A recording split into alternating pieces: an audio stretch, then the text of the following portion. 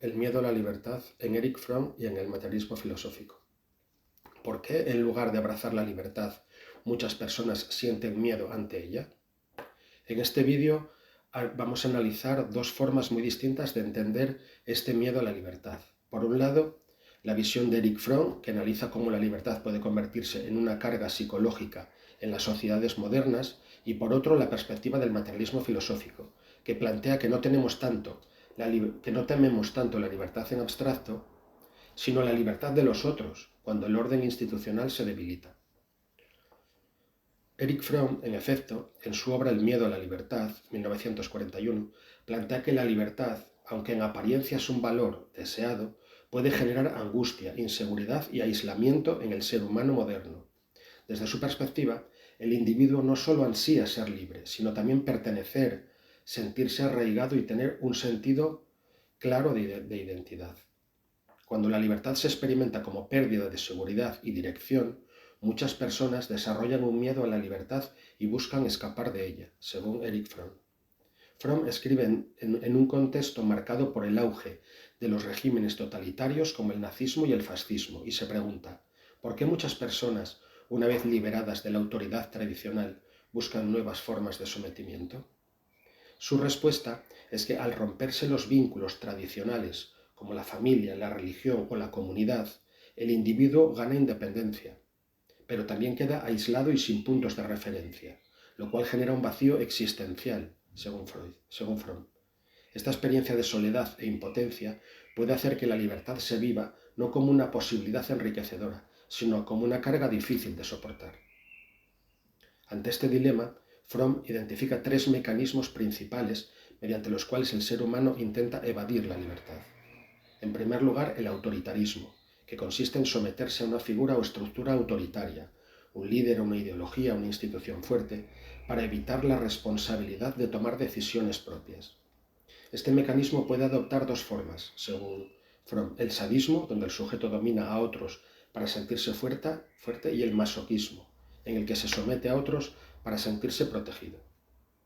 En segundo lugar, la destructividad, que aparece cuando el individuo no puede controlar su mundo ni a sí mismo, y entonces canaliza su frustración destruyendo aquello que percibe como amenazante. Esto se manifiesta en conductas violentas, destructivas o incluso autodestructivas. En tercer lugar, el conformismo automático, dice Fromm, que implica renunciar a la propia individualidad para adaptarse a las expectativas del grupo o de la sociedad. El sujeto se disuelve en la masa, adopta valores ajenos sin cuestionarlos, y así evita el conflicto interno que supone ejercer su libertad de forma auténtica, significativa, creativa. Fromm también distingue entre dos tipos de libertad. Por un lado, la libertad negativa, entendida como libertad de, es decir, la liberación de restricciones externas como la autoridad o las normas tradicionales. Por otro lado está la libertad positiva, o libertad para, que consiste en usar esa libertad para realizar el propio ser, actuar con creatividad y sentido crítico, amor y responsabilidad. El problema, según Fromm, es que la sociedad moderna ha promovido principalmente la libertad negativa, pero no ha creado las condiciones necesarias, sociales, culturales, emocionales, para que las personas puedan desarrollar una libertad positiva. Así, el individuo moderno puede ser libre en términos formales, pero no sabe qué hacer con esa libertad, lo que lo lleva a buscar nuevas formas de evasión o de sumisión. Fromm explicaría a través de este miedo a la libertad el auge de movimientos extremistas como el fascismo, nazismo, etc. ¿Cómo entiende el materialismo filosófico el miedo a la libertad? ¿O cómo se puede interpretar este miedo a la libertad desde el materialismo filosófico? Desde la perspectiva del materialismo filosófico, la libertad no debe confundirse con el libre albedrío, ni con una especie de reino de los fines, en el que las personas se tratan a sí mismas y a los demás como fines en sí y no como medios, como parece entender la libertad en ocasiones Erich Fromm. Para el materialismo filosófico, la libertad es fundamentalmente una potencia de obrar dentro de un marco institucional determinado. Es decir, es la capacidad de actuar en ese marco, en muchas ocasiones en contra de los planes y programas de otros grupos. La libertad consiste, de este modo, en abrirse paso y desarrollar proyectos propios, pero siempre dentro de las opciones que ese marco institucional ofrece y de las potencialidades de acción que ese marco ofrece. Esto no significa que el individuo quede anulado, sino puesto que cada plan y programa, al concretarse en planes concretos, exige siempre un sinfín de innovaciones y de posibilidades nuevas no previstas.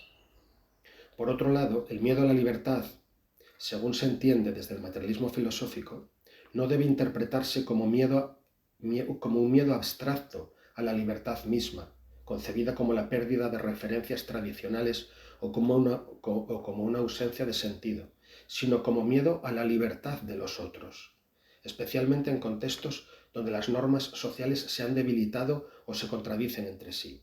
Este debilitamiento normativo puede conducir a la polarización social o en el plano internacional a un escenario de tensiones muy crecientes entre potencias. En tales situaciones, el miedo no es a la libertad en general, sino al ejercicio impune de la libertad por parte de otros, lo que a menudo empuja a las sociedades a buscar soluciones autoritarias o regímenes fuertes que restauren el orden y limiten esa libertad percibida como amenazante.